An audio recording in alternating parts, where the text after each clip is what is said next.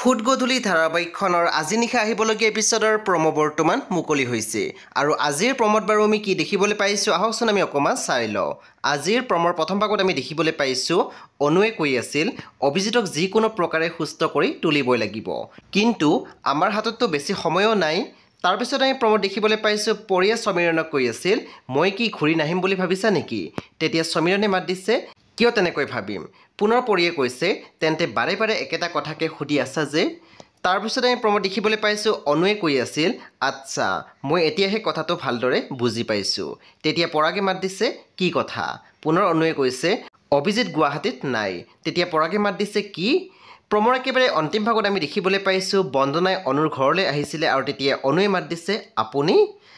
বন্ধু বান্ধৱীসকল আজি নিশা 8:30 বজাত ৰং টিভিত আহিবলগীয়া ফুট গধূলি ধাৰাবাহিকখন খুবেই বেছি ইণ্টাৰেষ্টিং হ'বলৈ গৈ আছে। আপোনালোকে চাবলৈ একেবাৰে নাপাহৰিব। পৰৱৰ্তী আপডেটৰ বাবে আপোনালোকে আমাৰ চেনেলটো ছাবস্ক্ৰাইব কৰি কাষত থকা বেল আইকনো টিপি দিবলৈ নাপাহৰিব।